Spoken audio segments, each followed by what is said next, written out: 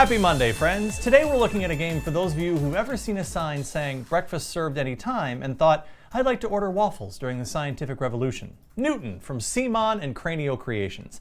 This 2018 title from designers Simone Luciani and Nestor Mangone reimagines you as a scientific contemporary of Newton, Pascal, Fahrenheit, Brahe, and more as you bop around Europe studying and having your grad students work for you. Because what is academia without underappreciated students slogging through hours of results in search of that one significant data point?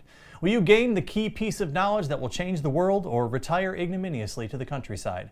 Will I look up the word ignominiously to make sure I'm using it correctly? Answers to some of these inside this box. Inside the box, we have the very thick rulebook and both the map and tracks boards, as well as 4 separate player boards.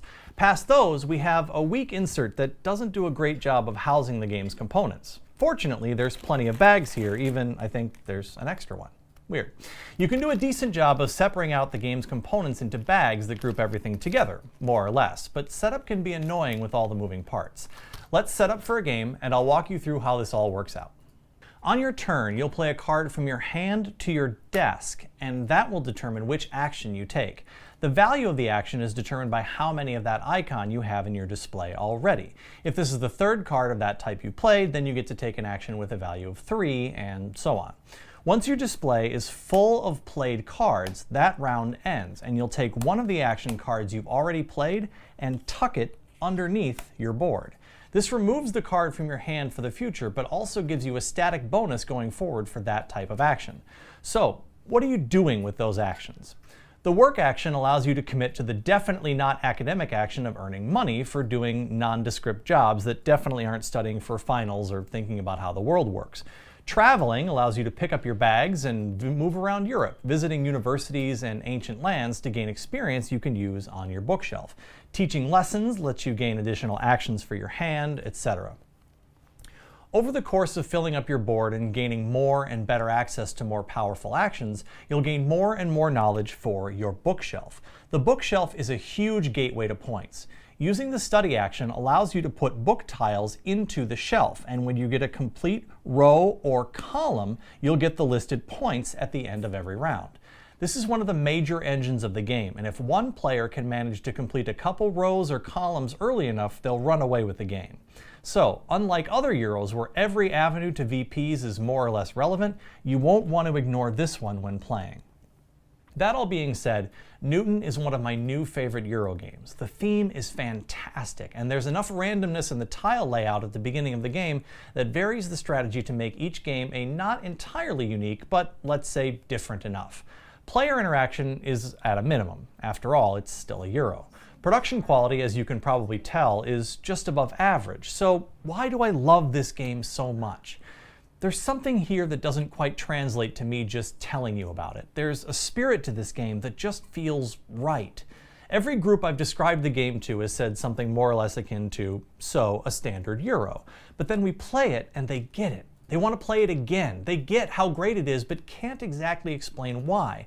There's a jigsaw puzzle feeling of moving pieces that Newton gets perfectly right.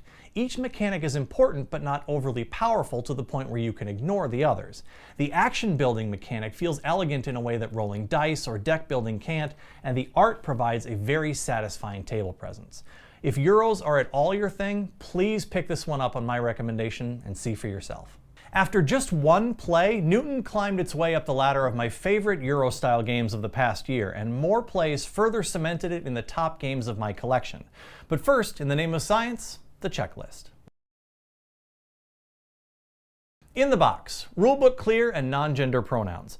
Newton's rulebook is dense with lots to work through. I'll stop short of calling it bad since it doesn't do an awful job of explaining how the game's going to work. It's just with all these pages you're going to need to refer back to it constantly to sort out your first few turns. It does use the second person pronoun you throughout though, so that's nice. Iconography clear. You'll need to look up the icons a few times throughout your first game, as they're not exactly intuitive, but there's only a few of them, so it's not overly complicated. The tokens and tiles all have lightning bolts for instant activating effects, and everything is pretty clear once you get the system. Packaging well done.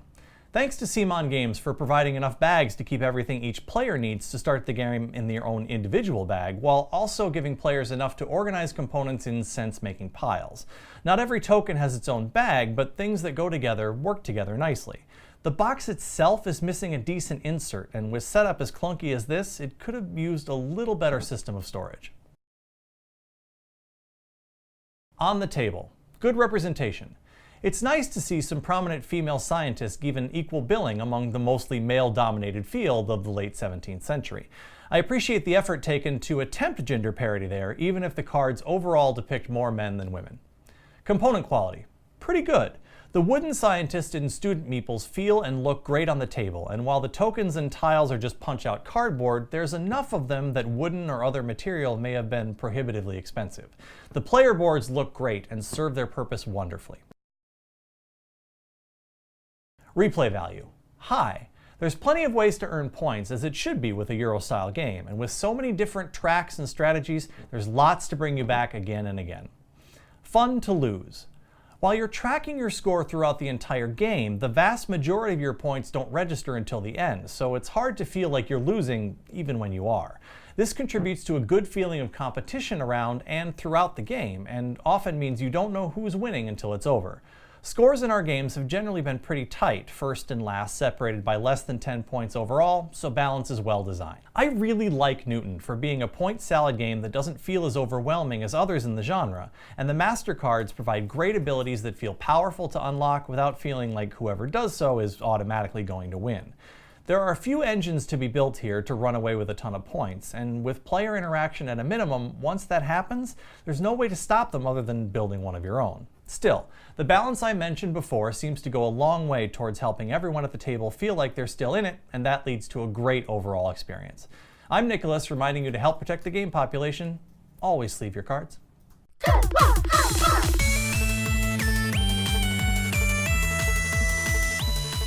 Hey everyone, if you enjoyed that video, please hit that sub button and check out all of our other offerings at goodluckhighfive.com. And please consider becoming a patron of the channel at patreon.com/GLHFmagic and help us keep making reviews, videos, and podcasts for as little as $5 a month.